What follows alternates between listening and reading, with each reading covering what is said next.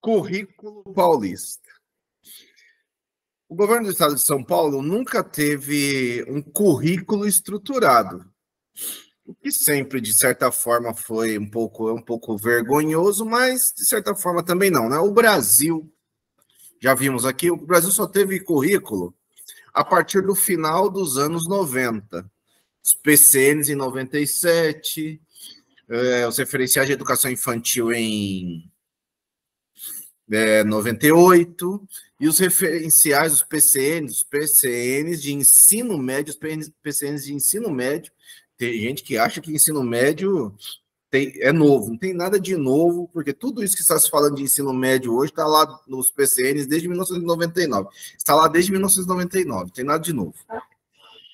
Então, PCNs de ensino médio de 99. Então, o Brasil também nunca teve currículo na educação. Então, pela primeira vez na história, tem pouco tempo, final dos anos 90. O governo do estado de São Paulo nunca teve um currículo próprio do estado de São Paulo. Então, o que o governo do estado de São Paulo fazia? Seguia a normativa colocada nos PCNs. Somente agora, nos últimos anos, então, que o governo do estado de São Paulo resolveu criar um currículo novo. Por quê? Havia uma insegurança, e na verdade, assim, resolveu fazer porque havia uma insegurança, né? O currículo paulista é ali de 2019, né? Nasce dentro do governo Dória. E aí havia uma insegurança, entende? Qual a insegurança? A insegurança era a BNCC. O que acontece em 2009? Em 2009, nós elegemos um presidente, que eu não preciso nem dizer o nome dele aqui. Este presidente, eu não preciso dizer o nome dele aqui, que já foi até elogiado por professores aqui, você vê que o professor desapareceu, né? Graças a Deus. Mas sem querer entrar nisso. Este presidente, enfim, que foi eleito ali em 2018 e começa em 2019, então ele não quis, até por uma posição de pensamento, uma posição ideológica, né, uma posição de direitista, né, não quis aprovar a BNCC. Então, a BNCC tinha uma parte dela, apesar de aprovada no Conselho Nacional de Educação, apesar de validada no Conselho Nacional de Educação, não tinha, então, a prerrogativa e a ação do governo sobre a BNCC, porque o governo Bolsonaro não assinou em nenhum momento e nem fez o Ministério da Educação avançar sobre a BNCC. Então, havia uma insegurança. O governo do estado de São Paulo preferiu agir fora da insegurança. Pegou a BNCC, trouxe a discussão e estruturou o currículo do governo do estado de São Paulo. Você vai ver que o currículo paulista fala inclusive de educação infantil, sendo que o governo do estado de São Paulo não trata da educação infantil. Quem trata da educação infantil são os municípios. Mas para os municípios do estado de São Paulo, mais de 650, não teriam uma insegurança na educação infantil e os municípios não têm currículos próprios, a cidade de São Paulo tem, mas o restante do estado ninguém tem. Para não ter uma insegurança, digamos assim, jurídica, o governo do estado de São Paulo preferiu, então, criar o seu próprio currículo baseado na BNCC, aprovado no estado de São Paulo, validado pelo governador, mas apoiado na BNCC. Isso para dar segurança jurídica, e por isso nasceu, pela primeira vez na história, 2019, o currículo do governo do estado de São Paulo. Antes, o governo do estado de São Paulo se apoiava no currículo nacional e em resoluções, em um conjunto gigantesco de resoluções. Tanto que os concursos anteriores eles eram pautados nas resoluções e não em currículo. Esse concurso será o primeiro pautado no currículo, porque pela primeira vez o currículo paulista para o estado de São Paulo está validado pelo governo do estado de São Paulo. É isso que nós olharemos agora. Nós olharemos aqui a introdução, a introdução à base do ensino fundamental. Numa aula posterior, começaremos a olhar do ensino médio, mas inicialmente do ensino fundamental. Portanto, a nossa fala aqui é tentando olhar o ensino fundamental, anos finais, né? O pessoal por aí gosta de chamar de fundidores. A palavra fundidores não existe, tá? O termo fundidores não existe. Anos finais. O que existe em todo lugar no Brasil, na lei e tudo mais, anos finais. Nós vamos focar nos anos finais. Você vai ver que tem umas partes na minha apresentação sobre educação infantil, você vai ver que eu deixei com letras menores, porque elas não nos interessam. Qual o compromisso, então, do currículo paulista? Educação integral. Já vimos aqui, educação integral. Educação que olha o ser humano como um todo. Educação que olha o ser humano, o estudante, como um todo. Portanto, ele não é só prova, e volta no que nós já discutimos hoje, hein? Ele não é só prova, ele não é só alguém que recebe ordens, ele não é só mandado, ele não é só ruim, ele não é só isso ou aquilo, integralmente, ele é um conjunto de coisas, como eu sou, como você é, como nós somos. Então, o compromisso com o desenvolvimento dos estudantes em suas dimensões. Nosso compromisso é com a sua dimensão intelectual do pensar, dimensão física, dimensão socioemocional, de como ele se relaciona na sociedade, como ele se relaciona emocionalmente consigo mesmo e com a sociedade, sua dimensão sociocultural, com a cultura, e vai trabalhar sobre competências e habilidades. Vai mostrar as habilidades que podem se transformar em competências. Habilidades são mostradas, como mostra a BNCC, as competências são criadas a partir do nosso trabalho como professores. Isso tudo é essencial para a atuação desses meninos, desses jovens, adultos, adolescentes adultos, numa sociedade atual. Hoje, sociedade com cenários complexos. Hoje, sociedade com muitos cenários multifacetados e, mais difícil, cenários incertos. Cenários incertos. Eles são tão incertos que o jovem brasileiro nunca se suicidou como se suicida hoje em dia. Porque os cenários, a visão de futuro, ela é complexa, difícil e incerta. A escola deve lutar para que haja todo este entendimento de cenários que são difíceis, complexos, multifacetados, incertos, né? Uma sociedade machista, racista, trabalhar com direitos humanos, tudo isso que nós estamos vendo aqui. Tudo isso que nós estamos vendo aqui. Portanto, viver, a escola ensina a viver, a escola ensina a aprender, a escola ensina a se relacionar nesses vários contextos. Isto exige maior autonomia. Autonomia, né? Autonomia, você tomar decisões e persistir sobre essas decisões. Mobilizar suas competências. Então, ensinarmos esses meninos a mobilizarem as suas competências, porque eles são competentes. Habilidades que se transformam em competências. Mobilizarem suas competências para acessar, selecionar, construir pontos de vista frente ao volume gigantesco de informações que hoje estão disponíveis, buscar soluções criativas, fazer escolhas coerentes, não sou eu dizendo, é o currículo paulista, fazer escolhas coerentes com seus projetos de vida. E aí, olha, projetos de vida não é projeto de vida, repito, isso já disse aqui. Projeto de vida não é uma eletiva. Projeto de vida é começar o estudante, desde já, começar a pensar o que ele quer, o que ele deseja, o que as suas competências mais se aproximam, você auxilia, o que eles desejam ser. Que mundo é esse? Como esse mundo vai explorá-lo de diversas formas? Ele entender que, olha, o fato de, sei lá, um exemplo bobo, né? De haver uma uberização do mundo não o coloca na condição de empreendedor. Aliás, este é o pior tipo de emprego, porque ele não é empreendedor. Ele é um objeto na mão de grandes conglomerados e de grandes, gigantescas empresas. Objeto, objeto, objeto, objeto. Então, na mão de gigantescas empresas. Então, não estou desqualificando, é um trabalho importante, importantíssimo, de Uber, uberização, motos, não sei o que lá, de entregas, disso, daquilo, tudo mais importante, importantíssimo. Mas ele tem que entender que são coisas momentâneas, do momento que muda, o mercado que muda e tudo mais, ele tem que discutir isso na escola. Não é a escola discutir, sei lá, olha, o cubismo pelo cubismo, a Revolução Francesa pela Revolução Francesa, o Teorema de Tales pelo Teorema de Tales, é conectar essas coisas no mundo. Conectar essas coisas no mundo. Isso é muito necessário, difícil e a gente não vê nas escolas.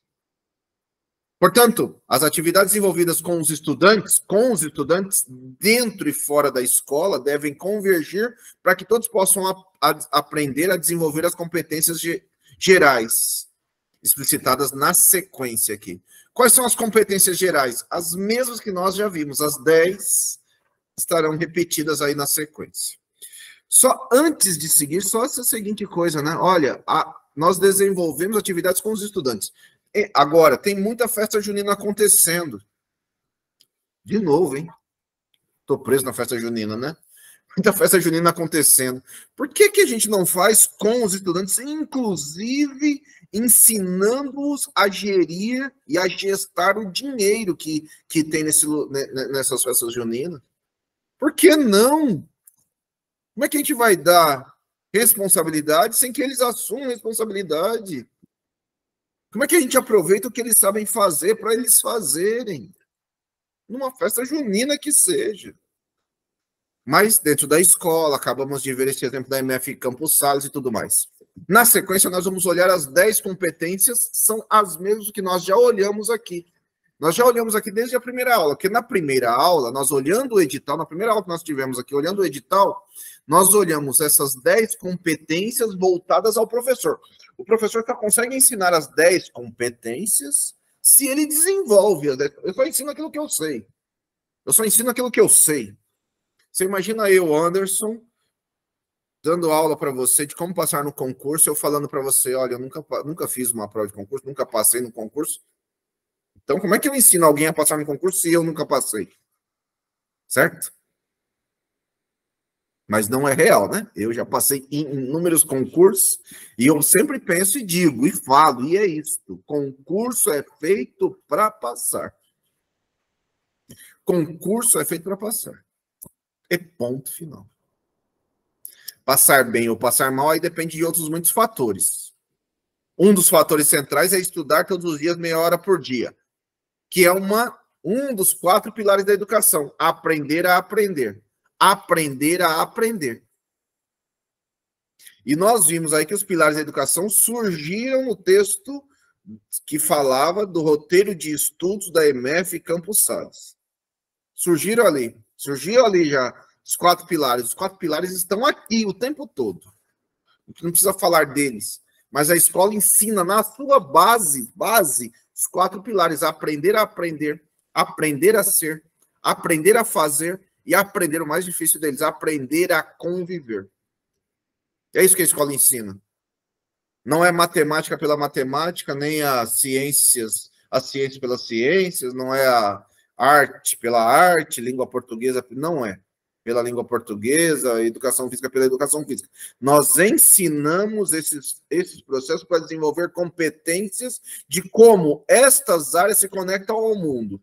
Ah, Anderson, mas como eu vou fazer isso se eu não aprendi assim? Então, agora é hora de buscar, conversar, aprender outras formas que a universidade não ensina ainda,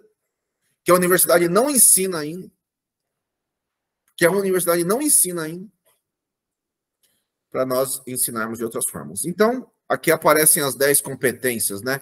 1, valorizar e utilizar os conhecimentos historicamente construídos. Que são os conhecimentos historicamente construídos? Matemática, língua portuguesa, história e geografia são as nossas áreas. Mas, olha, elas se conectam ao mundo físico, ao mundo social, ao mundo cultural, ao mundo digital, para entender e explicar a realidade, para continuar aprendendo ao longo da vida. Construção de uma sociedade justa. 2, competência de exercitar a curiosidade intelectual e recorrer à abordagem própria das ciências. E olha aí os termos que apareceram agora há pouco. investigação, reflexão, análise crítica, imaginação, criatividade para investigar causa, consequência, hipóteses, resolver problemas. 3. Valorizar e fruir as diversas manifestações artísticas e culturais, das manifestações locais do bairro às mundiais. A escola faz fruir todas as manifestações artísticas de todas as culturas, inclusive o funk. E vamos partir do funk. 4. Utilizar diferentes linguagens, verbal, oral, visual, motora, como libras, escrita, corporal, visual, sonora, digital, conhecimento das linguagens artísticas, linguagem matemática, linguagem científica, partilhar informações, partilhar experiências, utilizar e aprender a usar as diferentes linguagens. Aqui o currículo paulista de ensino fundamental são 9 anos para ensinar isso. 9 anos para ensinar isso.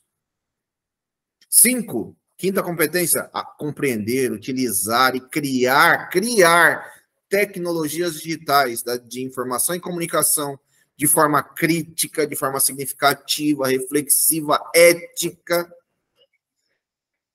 nas diversas práticas sociais, incluindo as escolares. Olha, a escola tem que trabalhar com tecnologia o tempo todo, sinceramente, o tempo todo. 6. Valorizar a diversidade de saberes e vivências culturais, apropriar-se de conhecimentos e experiências. Exercício da cidadania, conectar isso ao seu projeto de vida, conectar ao mundo, educação para os direitos humanos, nós já discutimos aqui, para a diversidade. 7. Argumentar com base em fatos, dados e informações confiáveis, sem fake news, ensinar o que é fake news. Inclusive, para formular, negociar, defender ideias, pontos de vista, decisões comuns, que promovam os direitos humanos, que promovam a consciência socioambiental num mundo que caminha para a autodestruição, que promovam consumo responsável. Não é consumir por consumir. Numa semana, em que essa semana, esses últimos dias, tem cada coisa. O tal do Neymar, nem vou falar disso aí que você pensou. O tal do Neymar fez agora, nesses últimos dias, um leilão. No meio do leilão, leiloando uma mulher. Mano, olha... que falta, hein? A gente tem que parar com os estudantes e discutir. Isso é muito grave. Isso não é normal, isso não é natural. Leiloando mulheres. Jesus. Alguém falaria assim, não, mas é só um almoço. Não, isso não é só um almoço. Vê se alguém leiloou um almoço com algum homem lá. Que isso dá margem a outras tantas coisas do machismo. Machismo já é exercido por ele mesmo. 8. Conhecer-se, apreciar-se, cuidar da sua saúde física e emocional. Conhecer, se apreciar, cuidar de você mesmo, da sua saúde física, da sua saúde emocional, aprender a cuidar disso, reconhecer suas emoções, ter autocrítica, cuidar de si mesmo. Ponto central em tempos em que os jovens estão se suicidando, como nunca aconteceu no Brasil. 9. Exercitar a empatia, se colocar no lugar do outro, o diálogo, a resolução de conflitos, cooperar. Não existe proposta mais cooperativa do que as que nós olhamos da MF Presidente Campos Salles. Fazendo-se respeitar, promovendo respeito ao outro, respeito aos direitos humanos, acolhimento, ensinar acolhimento, valorização das diversidades de indivíduos, de grupos sociais, valorizar suas identidades, sem preconceito, discutir todos os elementos que envolvem o preconceito e o racismo. E 10, agir pessoal e coletivamente, pessoal e com os grupos, com autonomia, com responsabilidade, flexibilidade, resiliência e determinação.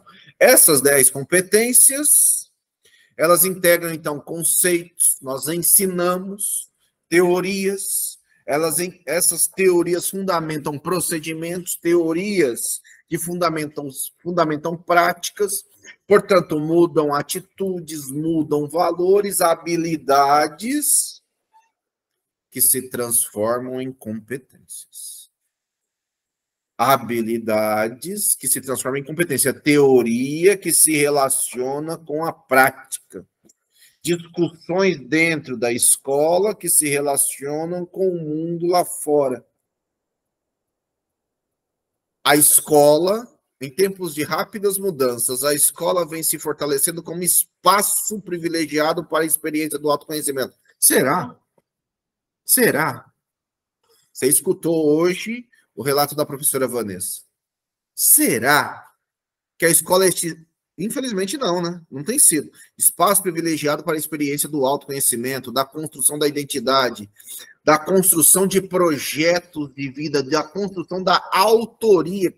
Estudantes que são autores, portanto, participam, para que sejam críticos, para que sejam criativos, para práticas participativas, colaborativas, corresponsáveis.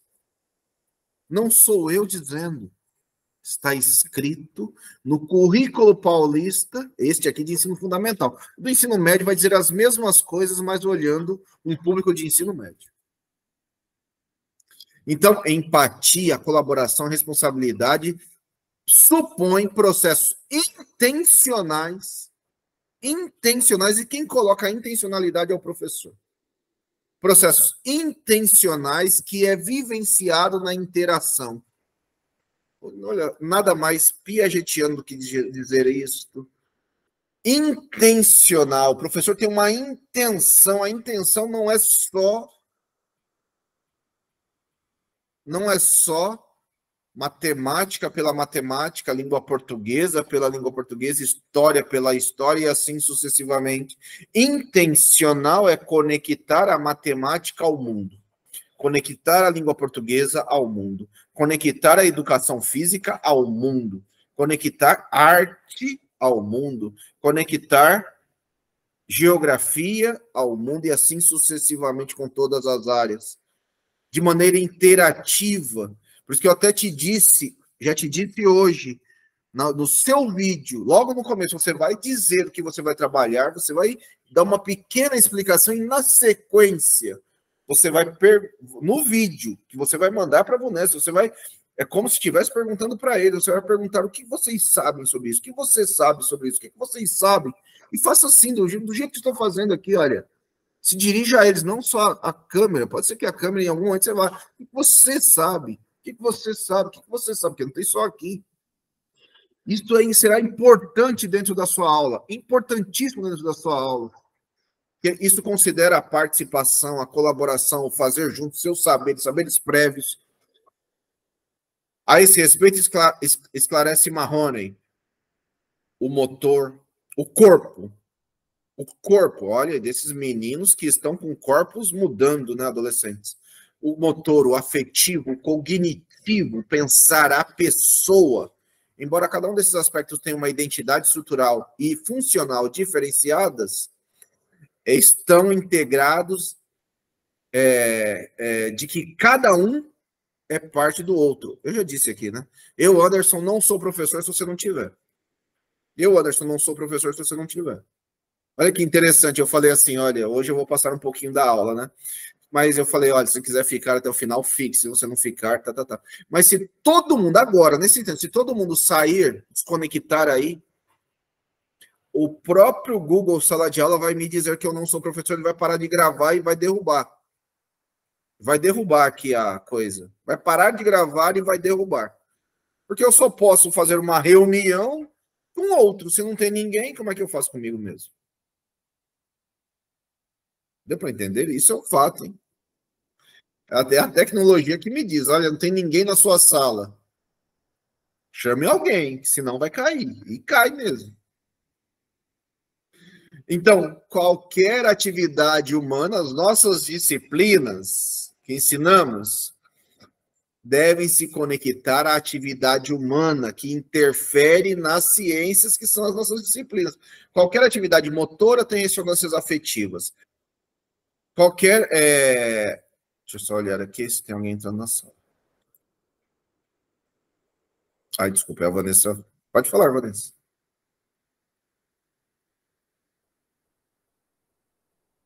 Então, Anderson, você falou, se você sair da sala, né, o Meet, quer dizer, se nós sairmos, né, ele derruba a aula. É muito estranho, eu não sei se aqui no curso tem alguns professores que são professores do ensino médio, expansão. Eu não sei se você conhece essa modalidade, né? Aulas de expansão que você dá no centro de mídia. Nenhum aluno entra, entendeu? Nenhum aluno entra, você tem que gravar no centro de mídia, sim, a entendi. aula lá, né? E você reporta isso para os seus superiores hierárquicos, ninguém sabe nada. Sim. Né? Você é obrigado. Então, por exemplo, eu tenho turmas do noturno, eu já fui na escola, já falei com todos os estudantes. Mas eles olham para sua cara e não vai entrar, entendeu? Porque quem quer ficar sentado escutando uma aula do centro de mídia, de projeto de vida, de orientação de estudos, de tecnologia e inovação, de itinerários formativos. Então, é uma coisa tão chata, porque você tem que gravar. Eu acho isso um atentado contra a saúde mental do professor, que é você ter que gravar aula e você não entra ninguém na sua aula, você tem que ficar olhando para a sua imagem. Entendeu? Você tem que falar, oi, turma, e não tem ninguém lá. Pessoal, vamos fazer atividade, e não tem ninguém lá. Vamos fazer a correção da atividade, e não tem ninguém. E não tem ninguém. Eu acho assim uma coisa tão abandonada, a educação no Estado. É um escombro, parece que você trabalha em ruínas, sobre ruínas e escombros. Sabe, eu me sinto assim, entendeu? Em ruínas. Mas é real, é real. E o que você está falando é muito real. Eu preferia estar em sala de aula, naquela sala de aula cheio de aluno pedindo para ir ao banheiro. Eu não escolhi essas aulas, entendeu? Eu sou sou categoria O, eu não escolhi essas aulas, foi me atribuída compulsoriamente pela diretoria de ensino, entendeu? Eu sou professora de história, mas esse ano eu sou professora de projeto de vida. Sim. E a metade da minha carga no estado é totalmente à distância, com os alunos que eles não entram na aula. Entra 1 ou 2 alunos de 8 salas, de 8 turmas. Sim. Então, eu acho, como a outra aluna daqui do curso falou, né, que é contraditório, tem muita coisa que é tudo contraditório, que parece que é para a gente ficar realmente maluco mesmo, porque é muito difícil. Mas olha, que é assim, né? É isso aí, é tudo isso daí. A dureza é só entender o seguinte, assim, né?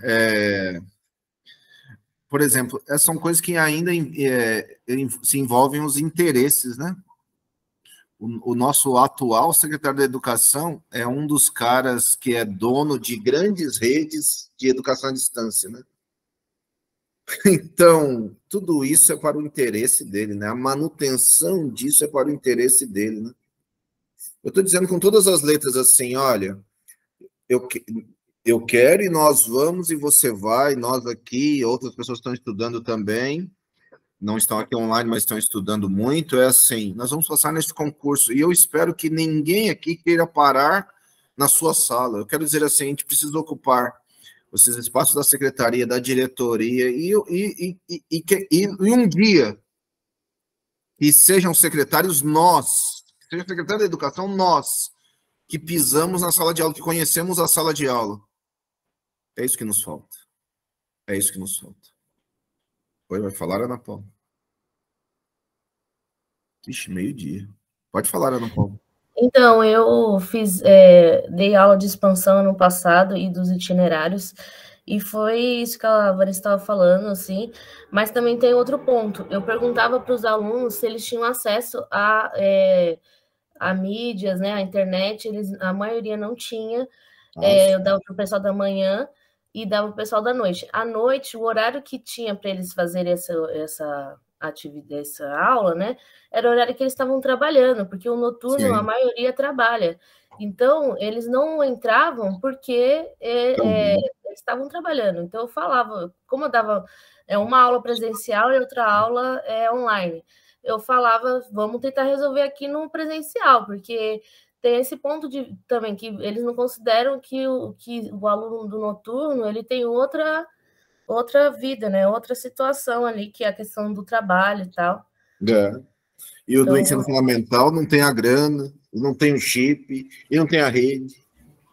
Não considera que as nossas... que as nossas escolas são na periferia, na periferia, mesmo você pagando, a sua rede é uma desgraça. Então, é o que você falou, né? Fazer do estudante um objeto, não um sujeito, porque Exato. Isso que a Ana Paula falou, sim, a gente é perceptível. Muitos alunos trabalham, né, do noturno, outros têm as dificuldades, né, de não conseguir acessar por conta de Wi-Fi, mas aí você tá lá, aí você vai ter que pôr presença, vai ter que fazer a chamada, aí a direção fica. Se colocar falta, a nossa escola pode perder classe, pode perder aluno, né? Sim, Então, sim. aí é complicado. Eu já falei, eu me sinto desonesta, porque eu só tenho as 2 aulas online, Ana Paula. A minha carga com eles é só online. Eu não estou à noite na escola, eu trabalho de manhã e à tarde na escola. E eu não vejo esses alunos no período da noite, a não ser que eu fique lá para encontrar com eles no período noturno, né? Mas eu já fiz isso algumas vezes para mandar atividade, para mandar recado. Eu entro na aula de algum outro colega para falar, para ver se eu consigo trazer. Eu vou tentar fazer agora no segundo semestre um grupo de WhatsApp. Eu não sei se meu celular vai suportar, né? São 8 turmas. Eu não sei se meu celular vai suportar. Na minha tese de doutorado, né, eu fazendo uma defesa do trabalho do professor, não de todos, né, mas assim, falando do trabalho do professor, o professor que vale a pena é este. Por isso que há necessidade de vocês passarem no concurso, entende? Não só de vocês aqui, tem outros aqui tão gigantes quanto essas falas que vocês trazem, mas assim, na minha tese de doutorado eu faço uma defesa do trabalho do professor e eu falo assim, né? Esta diferença que você faz, que parece pequena, não é pequena, é gigantesca. Ainda mais essas redes, aí pode ser a rede da prefeitura, a rede do estado, tudo rede ruim. Nós não queremos acabar com ela, nós queremos que elas sobrevivam, mas elas só sobreviverão quando essa diferença que vocês fazem existir.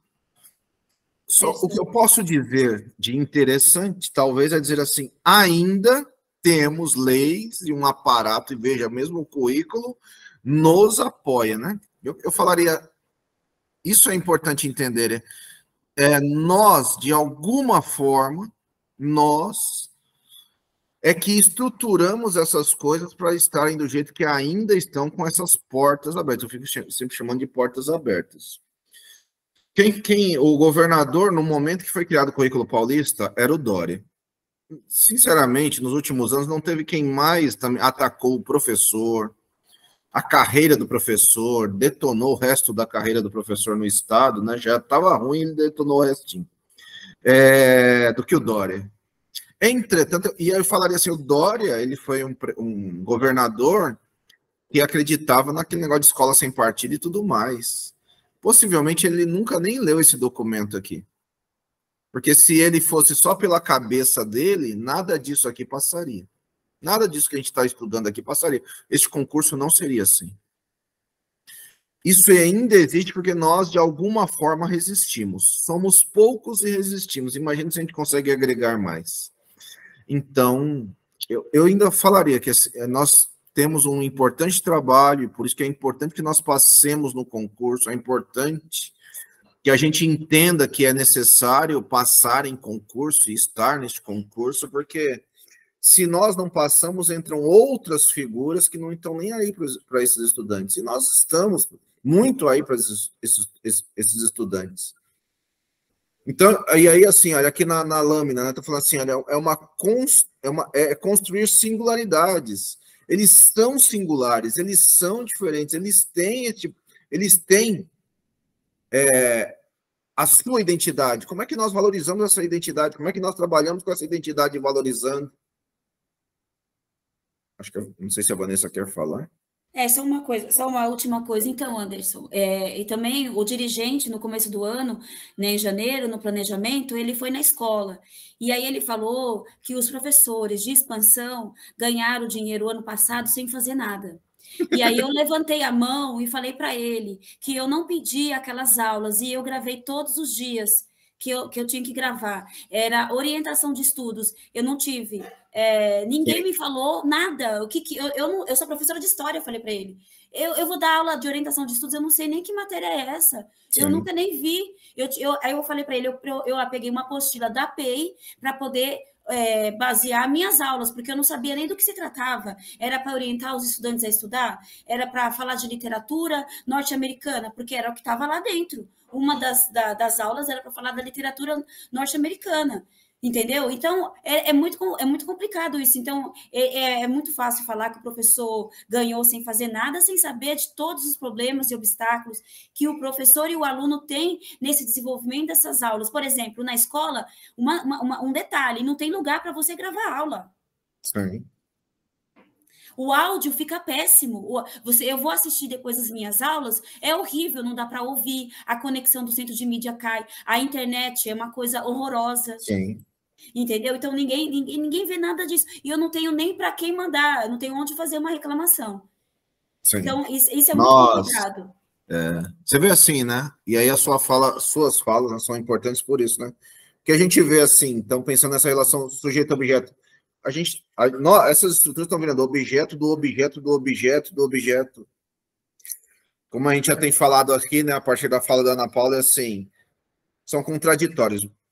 Ao mesmo tempo, a gente precisa entender assim, é duro, é chato, mas a gente vai ter que resistir dentro disso, a gente vai ter que ocupar espaço dentro disso, para que um dia nós ocupemos esses espaços de diretoria, dessas porcarias aí, para que a gente comece a defender a escola pública. Hoje, a escola pública corre o sério risco de deixar de existir nos próximos anos. Do jeito que ela caminha, do jeito que as coisas caminham, o projeto é esse, ele é geral, ele não é de um governo ou de outro governo, ele é geral. A escola pública está fadada ao fracasso. Só quem pode defendê-la é quem está no chão da sala de aula. Eu falaria com todas as letras, só quem pode defendê-la somos nós, educadores, e infelizmente somos poucos. Por isso nós temos que ocupar o espaço, no concurso, nos espaços de poder, começar a querer participar dessas estruturas de poder na diretoria, na secretaria, não sei o que lá, disputar poder, senão a gente está fadado ao fracasso. Nada disso. Hoje está escrito, né? Daqui a pouco, e se isso aqui não tiver escrito, né? Olha, hoje, está falando assim, competência cognitiva, competência socioemocional. Hoje, fala de professor que deve intencionalmente trabalhar. Intencionalmente, então, é o professor que pensa, é o professor que estrutura, é um professor empático, que se coloca na perspectiva do outro, é um professor com pensamento crítico. Mas é só o professor? Não. É um estudante com empatia, é um professor com pensamento crítico. Olha, é pensamento. Olha o que está escrito. Está escrito, não sou eu dizendo, está escrito no currículo paulista, portanto é lei. Está escrito assim, olha, pensamento crítico orientado pelo conhecimento, sob o risco de tornar-se submissão. Está dizendo que não é para nos tornarmos objeto, mas querem fazer de nós objeto o tempo todo. A colaboração que implica fazer junto, trabalhar junto, inclusive nos defendermos juntos, capacidade de argumentação, competências com a comunicação. De novo, intencionalmente, tudo isso se conecta a uma espécie de empregabilidade num mundo sem emprego, hein? Então, são construções contraditórias que nós temos que enfrentar, discutir, gerar com os meninos. Não é fácil, não é simples. Nosso concurso, nós estudamos aqui a Gerar Guarani, ela disse assim, olha, tudo isso daí é besteira. Enquanto a gente tem uma Gerar Guarani num edital como o nosso, a gente ainda tem a possibilidade, se não tivéssemos. Isso daqui no currículo paulista, né? As práticas de ensino consideram o estudante na sua integridade, ensino e aprendizagem por um olhar sistêmico, portanto, conectado, os professores sistemicamente olhando o mundo e tentando, buscando, lutando para aplicar o mundo a essa realidade. Então, é necessário... Olha, não sou eu dizendo, está escrito. É necessário... Depois você caça lá, fica parecendo que é meu, né? Mas não é meu, é do Currículo Paulista. É necessário enxergar o estudante de uma nova forma. O que acontece com quem não pensa? Com quem não pensa, fala assim, isso daí... Fala assim, não, mas isso daí é um documento. Isso daí é só teoria, na prática é outra coisa. Então, isso daí é o não pensar. Aí você imagina, se nós, professores, começarmos a ser só o não pensar, nossos estudantes, só o não pensar. É necessário enxergar o estudante de uma nova forma, reconhecendo todo o seu potencial, para o bem ou para o mal. Volto lá na história do Guina. Acreditar que todos podem aprender e flexibilidade dos professores para a adoção de estratégias metodológicas que promovam protagonismo e autonomia. Volta no item lá da MF Campos Sales dizendo, olha, este é um jeito, mas existem outros, isso não é uma receita. O Currículo Paulista alinhado à BNCC preconiza a adoção de práticas pedagógicas que levem em consideração o compromisso com a formação humana em toda a sua complexidade. Uma visão plural, somos diversos e plurais, singular e integral da criança, do adolescente, do jovem, do adulto, integral, olhá-lo como um todo. Pode não estar aprendendo lá com o professor, falamos hoje aqui, a Vanessa falou, pode não estar aprendendo com vocês, mas comigo está aprendendo. Então, como é que eu singularizo também esse menino que comigo está aprendendo? O acolhimento das pessoas em suas singularidades, em suas diversidades, o combate à discriminação e ao preconceito em todas as suas expressões. Esses dias mesmo eu fui fazer uma palestra numa escola sobre a questão da Lei 10.639, né, da questão negra, racismo, toda essa coisa, né? E aí as professoras estavam se lamentando nesse sentido, mas eu falei assim, né, olha, eu não preciso de uma receita, eu não preciso de Anderson ou ninguém, nem a prefeitura, o Estado, nem ninguém, dar uma receita para eu trabalhar com a lei, ou trabalhar com a questão de uma educação antirracista. Eu é que preciso inventar, eu é que preciso me arriscar. Olha, do mesmo jeito, eu aqui na escola, né, na escola, nós temos crianças que são... um conjunto de crianças que são venezuelanas. Eu não sou venezuelano. Eu não estou refugiado venezuelano aqui no Brasil, mas eu tenho que parar para entender essas crianças, incluir essas crianças, suas culturas, suas formas de falar, seu português misturado com castelhano, já que a família só fala castelhano. Incluir esta família. Eu não preciso ser venezuelano ou viver a partir do refúgio, mas eu preciso me colocar no lugar delas e aqui eu, com as professoras, inventar formas de incluir essas crianças que não exatamente, uma delas grande, não exatamente ainda fala a língua portuguesa. Como é que eu incluo? Como é que eu valorizo esse falar diferente? Eu preciso inventar isso, não preciso buscar uma receita que a receita não terá. A necessidade de construir uma escola como espaço de aprendizagem, escola cultura, escola como espaço de democracia, escola que responda ao desafio de formação dos estudantes para atuar em uma sociedade altamente marcada pela tecnologia e por mudanças rápidas.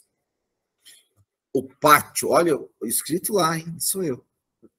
A sala de aula, legal. Mas olha, não só a sala de aula, o pátio, a biblioteca, a sala de leitura, os espaços destinados à horta, quando tem a quadra, a própria sala de aula, são espaços propícios à aprendizagem em todas as dimensões da pessoa. Um parente só para dizer assim, eu já tive um professor genial, nossa, que trabalhava, olha, ele fazia horta com os meninos e a partir do envolvimento naquela horta ele trabalhava ciências, matemática, história, e com aquela horta, porque os meninos estavam envolvidos naquela horta. Estou falando uma coisa simples. Metodologias colaborativas centradas no estudante. Acabamos de ver, né, roteiro de estudo, metodologia colaborativa centrada no estudante. Está escrito no Currículo Paulista. É necessário frisar que os espaços de aprendizagem não se limitam àqueles situados no interior da escola.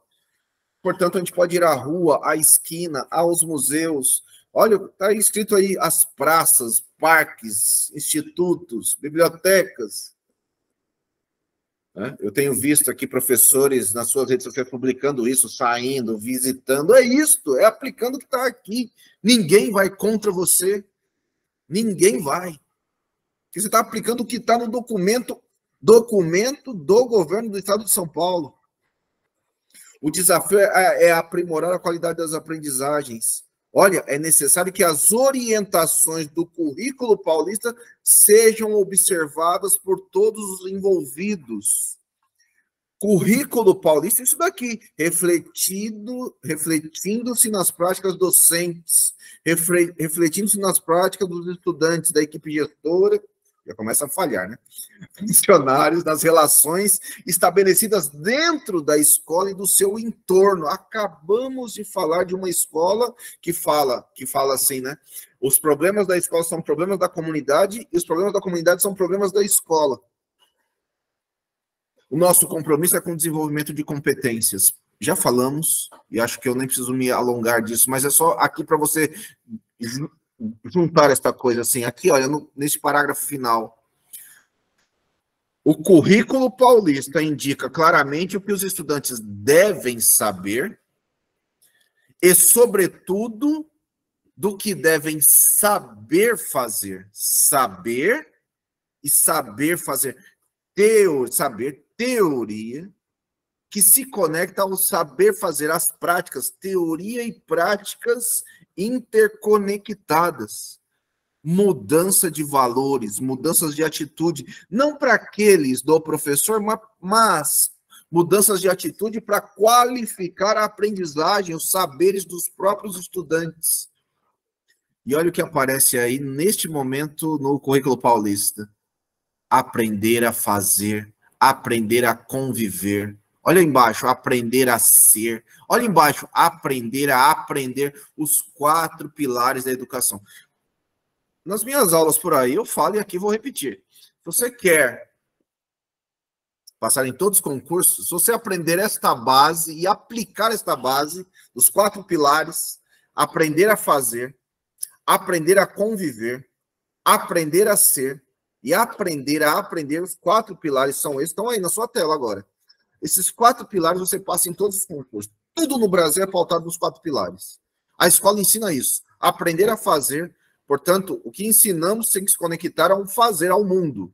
Aprender a ser, vou colocar nessa sequência aqui que para mim é melhor, né? Aprender a ser, qual é a sua identidade? Qual é a identidade da escola? Aprender a aprender, aprender a aprender, aprender a estudar.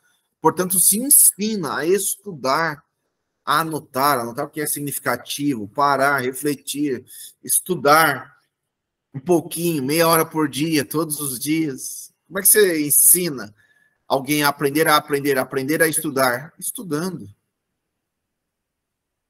Falaria até, às vezes, a coisa mais simples. Você, professor, que muitas vezes é admirado por seus estudantes, por seus alunos, todo dia andar com um livro debaixo do braço, ler. Andar com um livro debaixo do braço, mostrar que ler é importante. Um dia estou na escola, que eu era diretor, a gente discutia tanto isso, um dia estou lá Todo um dia lá na escola, passo pela sala, aí eu volto. Passei pela sala, olhei um negócio lá dentro, assim, passei e tive que voltar, andando para trás. A mesa do professor devia estar bamba. Algum professor pegou um livro e enfiou assim de calço. Nossa, aí foi assim, né? Foi muito louco, porque eu entrei na sala, sem pedir licença, assim, e fui fazer o resgate do livro.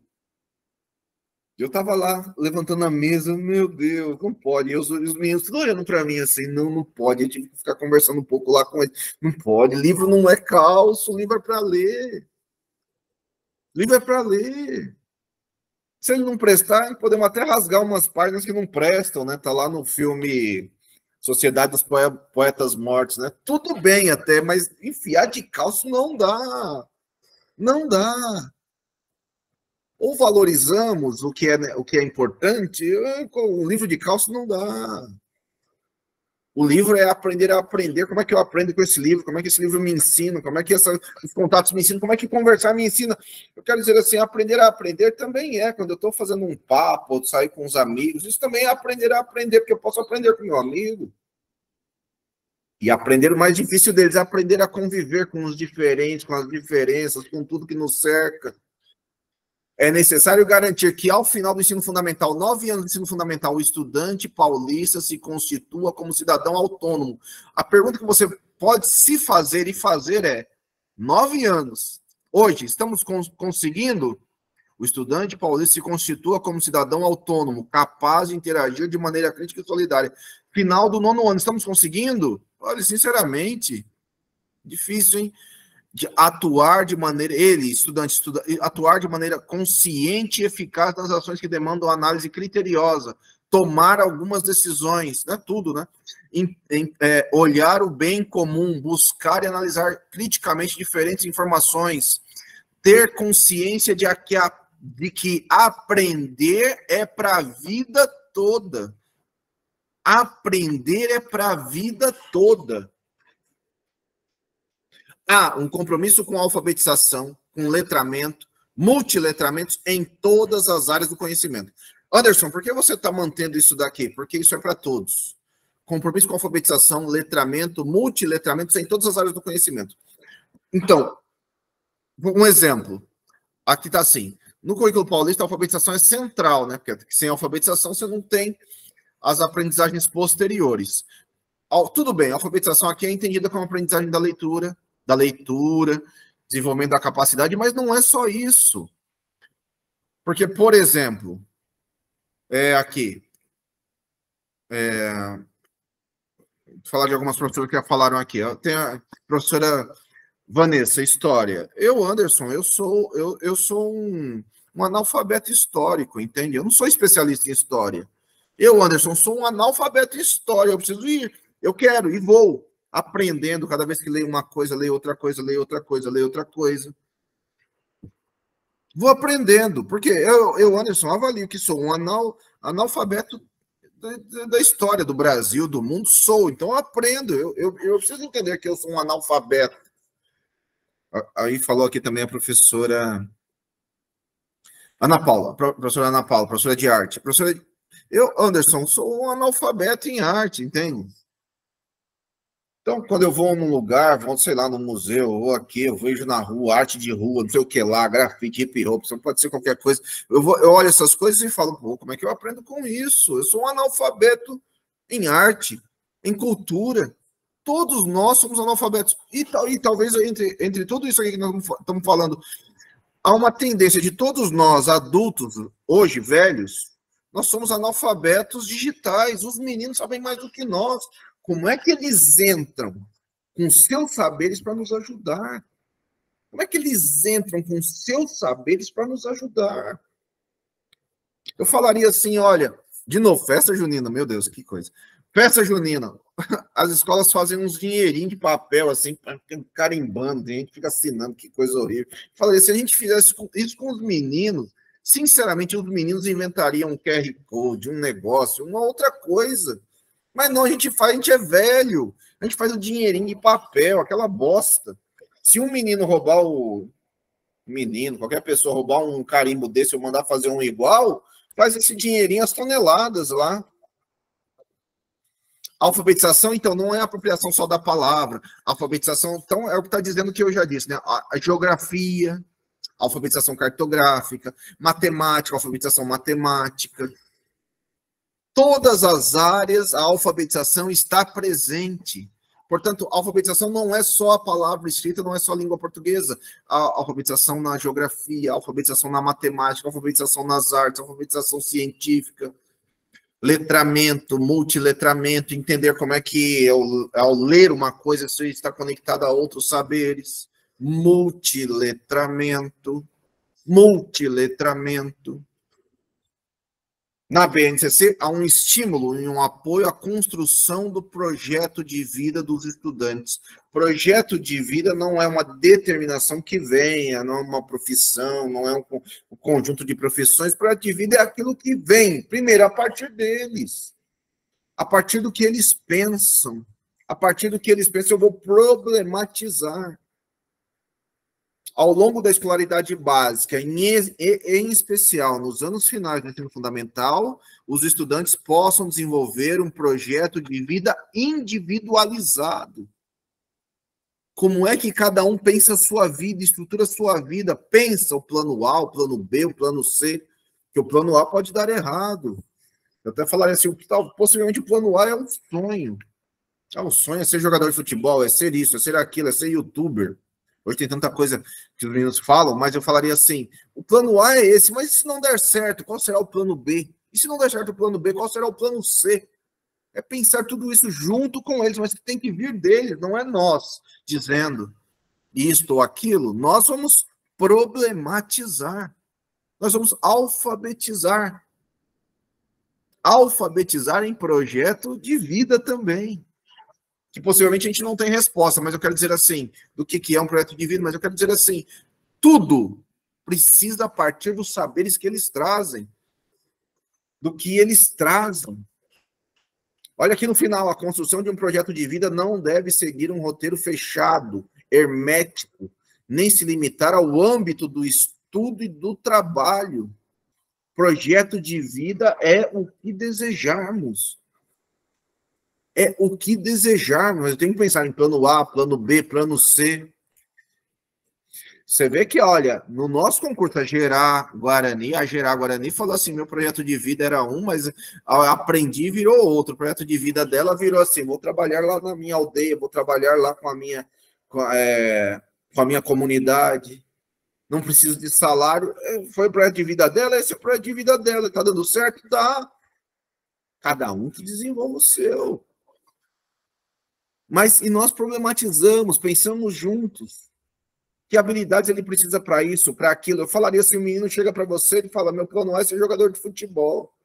Vamos pensar, problematizar, ver quanto ganha, vamos pensar como é que é isso. E se transformar num profissional? E se não se transformar, dá para seguir, não dá para seguir, viram, aí o jogar futebol vira plano B.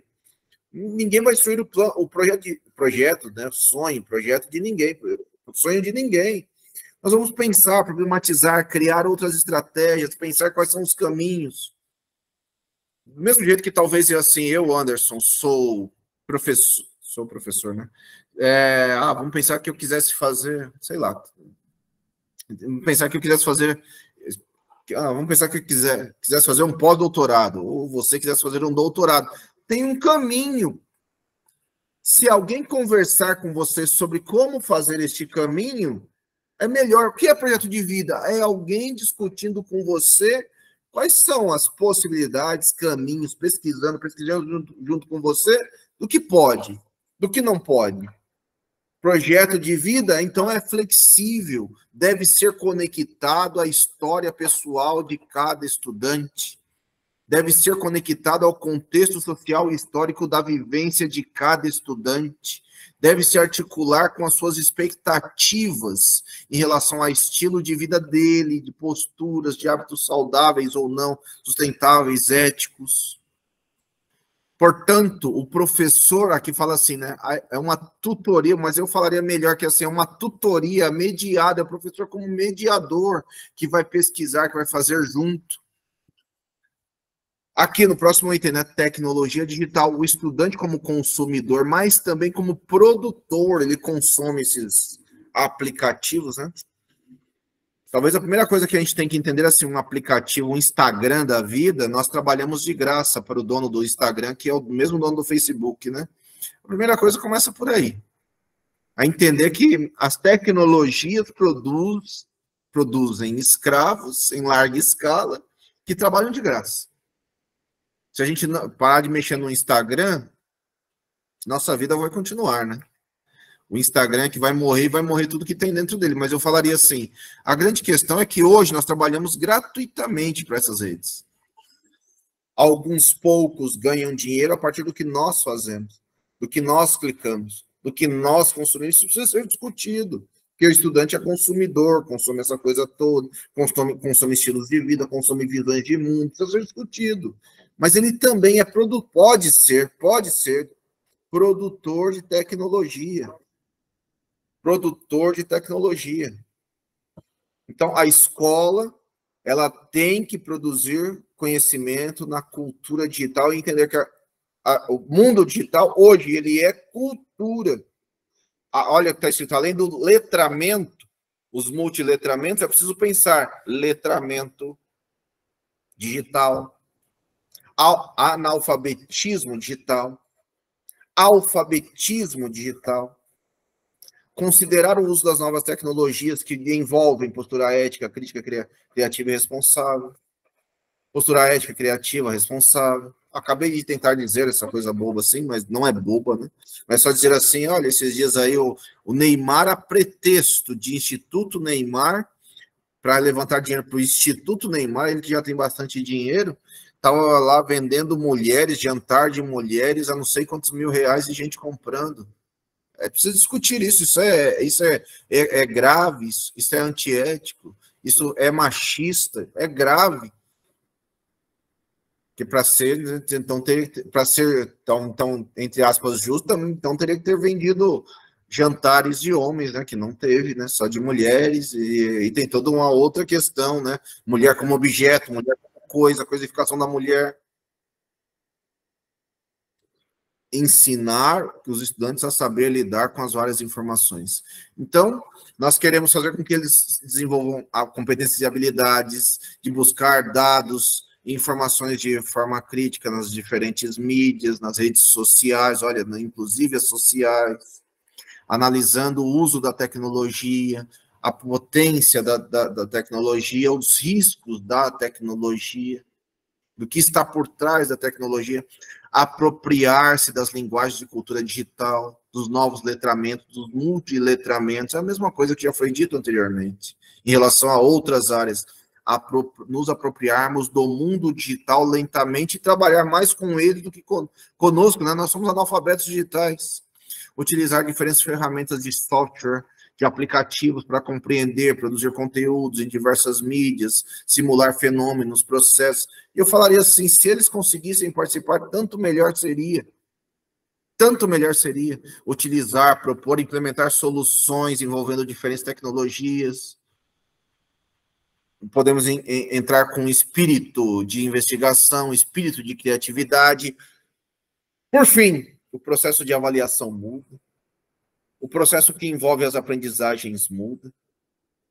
Nós vimos agora, né, olhando a EMF Campos Sales, que no processo de avaliação do final, né, do roteiro das aprendizagens, entrava esta participação, inclusive autoavaliação. Aqui não vai falar de autoavaliação, mas vai falar assim, então, o professor atento diagnostica o que os alunos sabem, diagnostica níveis de proficiência que eles têm, o que eles sabem, analisa os avanços que esses estudantes tiveram. A avaliação é como se fosse um espelho, é uma avaliação da aprendizagem, não é a avaliação do estudante, é a avaliação da aprendizagem. Não sei se já disse isso aqui, mas é assim, se o estudante tirou nota 3, a avaliação da aprendizagem está dizendo também que você, professor, ensinou só 3. Para aquele estudante, para aquele grupo de estudantes, para uma sala inteira, tem professor por aí que fala assim, essa sala inteira aqui é uma desgraça. Não entra lá naquela sala que é uma desgraça. Então, é porque lá naquela sala você também, já que dá aula para desgraça, você também é. A avaliação, o jeito melhor de falar de avaliação é, 1, a avaliação das aprendizagens. 2, a avaliação é um espelho. É um espelho. Você se olha no espelho, então tem uma nota lá, você é aquela nota também, se a nota da sala é ruim, a sua nota como ensinante daquela sala também é ruim. Se aquele estudante tirou uma nota ruim é porque você não chegou nele. O que você precisa fazer para tentar chegar nele? Tentar chegar nele. Currículo Paulista, aqui no final, no ensino fundamental, a avaliação, isso olhando a LDB, hein? A avaliação pode ser realizada a partir de utilização de outras estratégias, como observação, exercícios, provas, realização de pesquisas, entre tantas outras. Guarde isso. Você não pode avaliar só com um instrumento. Você tem que usar o máximo possível de instrumentos. Por isso que fala observação direta, exercícios, provas, pesquisas, entre tantas outras. Entre tantas outras. E olha aqui em cima marcado em negrito. A avaliação integra e constitui um espaço crítico reflexivo da prática docente. Guarde isso. Avaliação da aprendizagem. A avaliação é um espaço crítico reflexivo da prática docente. Você dá aula numa turma, de novo, essa turma vai muito mal em algum instrumento de avaliação que você está fazendo. Vamos dizer que você propõe que eles façam um exercício, um trabalho, alguma coisa assim. Eles fazem coisas, eles dão devolutiva muito ruim, significa que você não ensinou aquilo direito.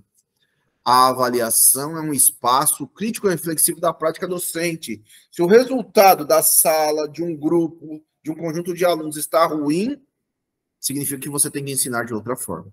Significa que você tem que ensinar de outra forma. Espaço crítico e reflexivo. Portanto, a avaliação deve acompanhar o processo. A avaliação deve acompanhar a aprendizagem do estudante. A avaliação deve possibilitar a reflexão de práticas planejadas pelos professores, para que o professor modifique a sua prática. Por isso, há a necessidade de usar uma multiplicidade de estratégias de avaliação, de instrumentos de avaliação. Não pode ser só prova, não pode ser só trabalho, não pode ser só um tipo, tem que ser o mais variado possível. O mais variado possível. Nesta lâmina aqui, olha, em letras menores, está a educação infantil. Como não me interessa, eu não quis tirar, está aí. Está em menor, não nos interessa, porque é um outro nível de ensino. Então, a avaliação é entender o que os alunos estão aprendendo. A avaliação pode ser uma perspectiva interdisciplinar. A avaliação precisa envolver as habilidades, a avaliação e os processos que eles não é olhar para avaliação externa, não é olhar SARESP, é olhar o que está indicado como habilidade e buscar desenvolver competência. E buscar desenvolver competência. Para fechar, né? No currículo, né, nessa parte, fecha aí. O currículo paulista vai mostrar, então, as habilidades. E vai mostrar, junto com as habilidades, os códigos. Os códigos, eles são só referência. Está escrito aí, olha. Os códigos são referência. Os códigos são referência. Tudo bem. Aí alguém vai falar, lá na escola pedem para eu colocar, isso é a burrice da burrice. Pede para eu colocar não sei onde, no planejamento, sei lá, no sistema, não sei o que lá. Nossa Senhora, é a falta de sabedoria de quem está na gestão. Porque não é colocar código. Não, mas tem um lugar lá para colocar o código. Tá bom, coloca o código, qualquer código. Você vai ver que ninguém nunca vai te encher o saco por isso. A grande questão é só o seguinte. A estrutura dos códigos, desses códigos, é só para mostrar a sequência didática. Nesta lâmina que está apresentada aqui, eu não quis tirar. Mostra da educação infantil. Você vê lá, olha, o primeiro par de letras, lá embaixo, no código. O primeiro par de letras indica a etapa da educação infantil. EI, educação infantil. Esse não nos serve, certo? Não nos serve. Os códigos é só para mostrar a sequência didática. Então, olha, vamos olhar aqui o código. EF. O código EF. O primeiro par de letras indica a etapa. Neste caso, EF, ensino fundamental. Depois, o primeiro par de números indica o ano. Neste caso está 03, então é terceiro ano. Neste caso está terceiro ano. Certo? Indica o ano. 03, certo? E aí embaixo assim, né? Ou, no caso das linguagens, como as linguagens são muitas, quais são as áreas das linguagens? Língua portuguesa, arte, educação física, enfim, são áreas da linguagem. Tem língua inglesa também, mas não está aqui. Mas é assim, indica... os números são diferentes, né? Então tá lá 15, né? Seria assim, do primeiro ao quinto ano. 15 é porque é do primeiro ao quinto ano. E depois 69 é do sexto, 6 do sexto ao nono ano, mas só as áreas das línguas, né? Língua portuguesa, arte e educação física. E aí, então, pode aparecer assim, 5 é do primeiro ao quinto ano, 6, 9, do sexto ao nono ano. Embaixo ainda está assim, língua portuguesa e educação física. 1, 2, primeiro ao segundo ano. 3, 5, terceiro ao quinto ano. 6, 7, sexto e sétimo ano. 8, 9, do oitavo ao nono ano. Então, pode estar 0, 01, 02, 03, até o 09, mostra o ano. Agora, pode estar agrupada aquela linguagem num determinado conjunto de tempo. Linguagem é importantíssimo, né? Língua portuguesa, arte, educação física. Então, pode estar agrupado num tempo. Então, se estiver 15, é porque é do primeiro, 5, do primeiro ao quinto ano. Se tiver 6, 9, do sexto ao nono ano. Acho que deu para entender, né? Mas só vai aparecer nas áreas de línguas, né? Das linguagens. Língua portuguesa, arte e educação física. Depois, o outro par de letras. O segundo par de letras indica o componente curricular. AR, arte. CI, neste caso aí é CI, ciências. Fosse EF, educação física. Fosse LI, língua inglesa. LP, língua portuguesa. MA, matemática e assim. Depois, o último par de números o último par de números, aqui está o número 10. O último par de números indica a posição da habilidade na sequência didática. Então, vai ter 1, 2, 3, 4, 5, 6, 7, 8, 9. Essa daqui era a 10ª sequência, portanto, tem 9 sequências anteriores. O que é a sequência didática? A sequência didática está mostrando a habilidade numa sequência.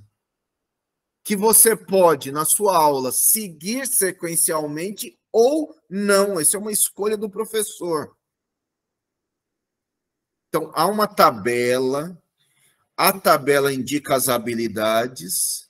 Neste caso aqui, numa sequência, 1, 2, 3, 4, 5, 6, 7, 8, 9, 10, pode ter mais, tem sequências de 20, de 30 itens. Você não precisa, nem é obrigado a seguir uma sequência fechada. A sequência é intencionalmente pensada pelo professor. É por isso que o código em si vale pouco. O que acontece no Brasil? A partir da BNCC, os códigos, eles indicam habilidades, indicam conexões com competências. E só numa sequência didática, ano a ano. Ensino fundamental, neste caso, esse código. Ensino fundamental, terceiro ano, ciências, na 10ª sequência didática, que você pode seguir ou não. Neste caso aqui, mostra, se tiver asterisco, se tiver um asterisco, é porque esta habilidade, ela é nova, né? Ela foi criada e só existe aqui em São Paulo. Agora, se não tiver asterisco, ela está lá na BNCC também. Deu para entender? Se tiver asterisco, só existe no governo do estado de São Paulo. Se não tiver asterisco, está lá na BNCC também. Acho que deu para entender, né? O código é a coisa menos importante. O código é uma sinalização de uma sequência didática. O código é uma sinalização da sequência didática. Olha o que está escrito aqui no finalzinho aqui do lado aqui, né? Esperamos que o currículo paulista possa orientar e inspirar. Ele não é camisa de força. Currículo paulista não é, olha, o nome é currículo, mas é importante dizer isso. Currículo paulista não é currículo. Currículo é o PPP da sua escola. Isso é currículo. O currículo vivo, é o PPP da sua escola. O currículo paulista, apesar de ter este nome, ele não é currículo, ele é orientação e inspiração ao trabalho pedagógico. Orientação e inspiração ao trabalho pedagógico. Ele deve ser consultado, mas ele não é camisa de força. Você já leu junto comigo. O professor precisa intencionalmente pensar o que ele quer ensinar. Pessoal, é isso. Obrigado se você resistiu até este momento.